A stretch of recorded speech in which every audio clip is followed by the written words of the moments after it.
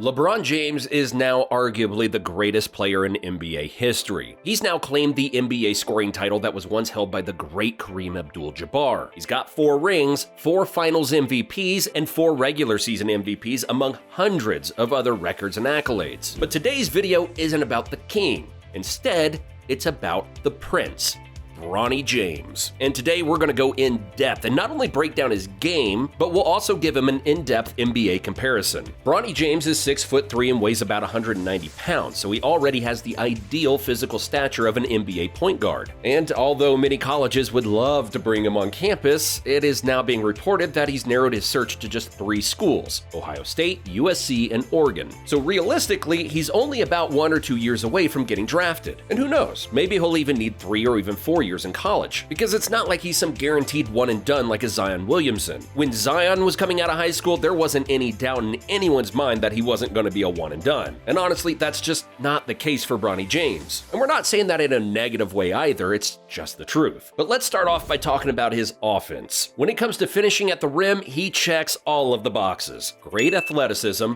great body control, the ability to play through contact, and he's very skilled at acrobatic layups. And similar to his father, Bronny is really dangerous in transition. And while he's not lightning quick or anything, he has numerous moves in his bag that can make him difficult to stop. He has Euro steps, hop steps, or he just finishes over and through the defender. And this is where we think he can thrive. Obviously, getting to the rim will be a lot harder in college, but the building blocks are all there. And that's the way you have to look at it when you're scouting a player like Bronny James. You have to base almost everything off of potential, but the things mentioned like great body control and the ability to finish through contact are things that will translate at any level. And we're not saying he's going to be the most dominant finisher in the NCAA, but with a lot of reps at the college level along with great coaching, that's not an impossible feat. Plus, he's a good cutter, which is an excellent quality to have as an athletic combo guard. He was finding 62% on shots at the rim in 23 EYBL games. So this is something he does often while being really efficient. His agility when driving to the paint sort of reminds us of Jaylen Brown from the Boston Celtics. They both can maneuver effortlessly in lane. And he has a decent floater that he doesn't use nearly as often as he should, but we think we'll see it more and more at the college level with good coaching. Because every elite point guard and most shooting guards have a good to elite floater. It's one of the most effective shots in basketball for guards. Players like Trae Young, Ja Morant, Chris Paul, Steph Curry, SGA, and Kyrie Irving all have great floaters. And his jump shot? It's really smooth and super fluid, but it's definitely far from perfect. In 29 games, he shot 26% from 3, going 40 for 154, also including shooting 28% from 3 in 23 EYBL games. His shot selection is questionable at times, but that's something that can be fixed up pretty easily. And on the bright side, he's already a solid spot-up shooter, another great quality for a combo guard. He shot 36.8% on spot-up threes in those 23 EYBL games, going 14 for 38.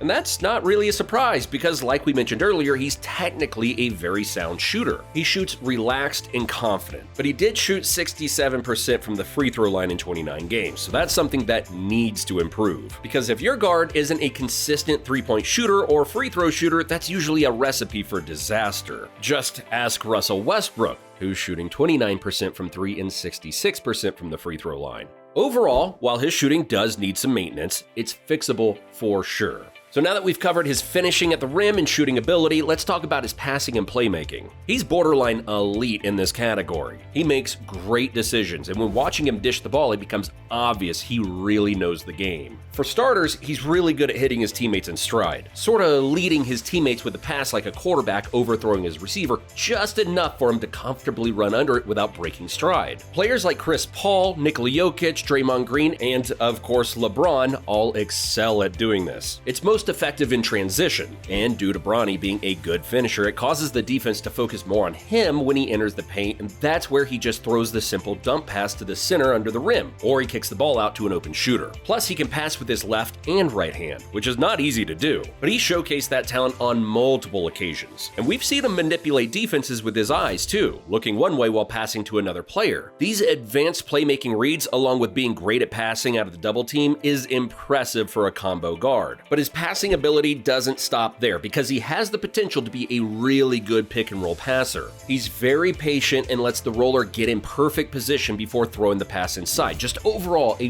really good passer. And as for his ball handling ability, it's good. It could be tightened up a little, but he's shown he can break down good athletic defenders and get to the rim. He dribbles well in the open court and he handles full court pressures pretty well. So all in all, he definitely has the ball handling skill to run point for a large portion of a game. And now let's talk about the last part of his game, defense. And believe it or not, this is arguably the best part of Bronny James. He is a true two-way player who can defend at a high level. He really showcases his physicality and length on the perimeter. He's an excellent pressure defender while being able to play defense at arm's reach too. And most importantly, he plays defense with his feet. He has good to great lateral quickness, and he has the anticipation to cut players off and beat them to their spots. And he's elite in the passing lanes, always looking to turn defense into offense as fast as possible. But jumping passing lanes too often is very risky and can drive your coach insane if you guess wrong. So finding the balance between knowing when and when not to go for a passing lane steal will be crucial. And when it comes to getting around screens, he usually fights through them or he uses his athleticism to go around or under them pretty quickly. But it'll be interesting to see how he does against screens at the college level, where screeners will be much bigger and the guards will be much more elusive and quick. Like his dad,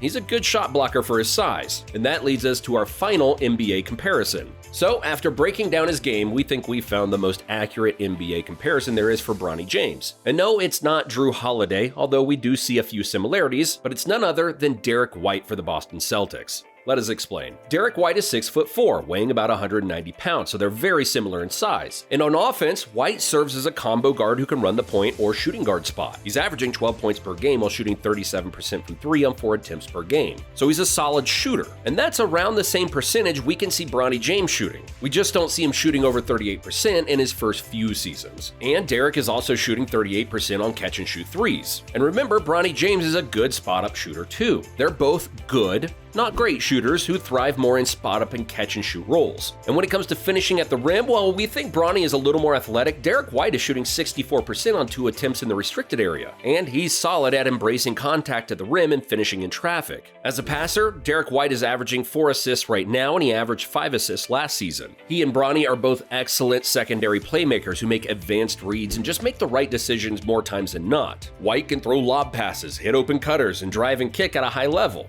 They both are very high IQ players. And on defense, Derek White is one of the best defensive guards in the NBA. Not only that, but he's arguably the best shot blocking guard in the entire league. He's first in the NBA in total blocks by a guard, and he's second in blocks per game for a guard. And with Bronny also being a good shot blocking guard, we know you will see the comparison there. And when it comes to on-ball defense, they both play very similar. While they aren't the quickest laterally, they both have elite recovery speed, and this is where a lot of their blocks come from, especially Derek White. So there you have it. Our comparison for Bronny James is Derek White, a solid all-around player that wins ball games with hustle and high basketball IQ. And like we said, we understand the Drew Holiday comparison. But while James is a really good defender, we don't think he's anywhere near as polished defensively as Drew Holiday. Holiday is one of the most perfect all-around defenders we've ever seen. He can play on-ball defense, off-ball defense, great in the passing lanes, has great hands, very physical, can guard 1 through 4 at 6'3", has unreal lateral quickness and anticipation, and he's arguably the best at navigating and getting over or under screens. And of course, we're not saying we expect a high school kid to be as polished as an NBA veteran, but we just don't see Bronny being that elite of a defender. Not yet, at least. And on offense, we think Bronny moves a lot more like Derek White than Holiday. But what do you think? What NBA comparison would you give Bronny James right now? Let us know in the comments down below. Thanks for watching, and we'll see you in the next one.